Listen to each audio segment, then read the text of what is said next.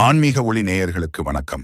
நீங்கள் சிவபெருமானின் உண்மையான பக்தராக இருந்தால் அடுத்த சில நிமிடங்களுக்கு உங்கள் கவனத்தை எங்கும் சிதறவிடாதீர்கள். ஏனோதானோ என்று கடந்து போகாதீர்கள். ஏனென்றால் இன்று சாட்சாத் அந்த பரமேஸ்வரன் தன் உண்மையான பக்தர்களை பார்த்து மிகுந்த கோபத்தோடும் அதே சமயம் ஒரு ஆதங்கத்தோடும் சில உண்மைகளை கூறப் போகிறார்.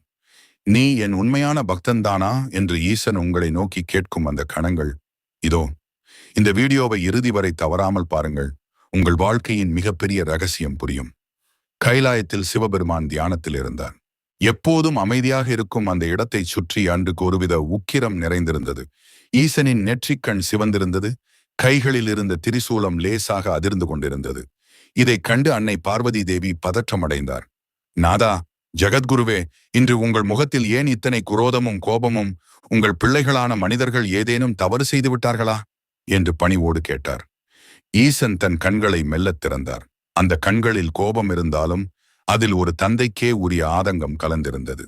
தேவி, நான் என் பக்தர்களை நினைத்து கோபப்படவில்லை. அவர்களின் அறியாமையை நினைத்து வருத்தப்படுகிறேன். இன்று பூமியில் நான் சிவபக்தன் என்று கோடிக்கணக்கானோர் கூச்சலிடுகிறார்கள். ஆனால் அவர்களில் எத்தனை பேர் என் உண்மையான பக்தர்கள் என்று கர்ஜித்தார். பார்வதி தேவி ஆச்சரியத்துடன், ஏன் அப்படி சொல்கிறீர்கள் நாதா?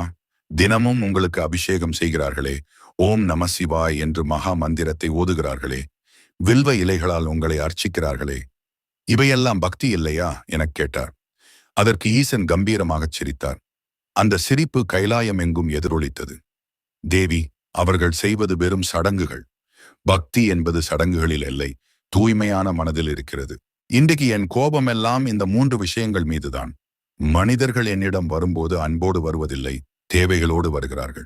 எனக்கு அதை கொடு, இதை கொடு என்று வியாபாரம் பேசுகிறார்கள். பக்தி என்பது என்னிடம் எதையாவது வாங்குறதற்கல்ல, உங்களை என்னிடம் அர்ப்பணிப்பதே ஆகும். பகட்டு பக்தி, நெற்றி நிறைய விபூதி பூசி கழுத்தில் ருத்ராட்சம் அணிந்து வெளியில் தங்களை பெரிய சிவபக்தர்களாக காட்டிக்கொள்கிறார்கள். ஆனால் வீட்டிற்குள் சுயநலத்தோடும் பெற உயிர்களிடத்தில் இரக்கமின்றியும் வாழ்கிறார்கள். பிற மனிதர்களை மதிக்காதவன் என் சிலைக்கு செய்யும் அபிஷேகத்தால் என்ன பயன்? பயத்தால் வரும் பக்தி. சிவனுக்கு பூஜை செய்யாவிட்டால் குடும்பத்திற்கு ஆகாது, கஷ்டம் வரும் என்ற பயத்தில் என்னை வணங்குகிறார்கள். பயந்து வணங்குவதற்கு நான் அரக்கன் அல்ல, நான் அன்பே உருவானவன். ஈசன் தன் கோபத்தை சற்றே தணித்துக் கொண்டு தன் பக்தர்களை பார்த்து கூறுவது போல் தொடர்ந்தார். யார் ஒருவன் பிற உயிர்களின் துன்பத்தைக் கண்டு கலங்குகிறானோ, யார் ஒருவன் ஏழை எளியவருக்கு உதவி செய்கிறானோ, யார் ஒருவன் தன் மனதில் காமம், குரோதம், பொறாமை இல்லாமல் என்னை நினைக்கிறானோ, அவன்தான் என் உண்மையான பக்தன். அப்படிப்பட்ட பக்தன் எனக்கு ஒரு சொட்டு தண்ணீர் வைத்தால் கூட நான் ஓடி வந்து அருள் செய்வேன். ஆனால் மனதில் வஞ்சகத்தை வைத்துக்கொண்டு எனக்கு தங்க கிரீடம் சூட்டினாலும் நான் அதை ஏறெடுத்தும் பார்க்க மாட்டேன். ஆன்மீக ஒளி நேயர்களே, ஈசனின் இந்த வார்த்தைகள் உங்கள் மனதை தொட்டதா? நாம் செய்வது உண்மையான பக்தியா அல்லது சடங்கா என்று சிந்தித்துப் பாருங்கள். நாம் சிவபெருமானை பயத்தால் அல்ல, தூய்மையான அன்பால் மட்டுமே அடைய முடியும். இந்த கதை உங்களுக்கு பிடித்திருந்தால் ஓம் நம சிவாய் என்று கமெண்டில் பதிவிடுங்கள்.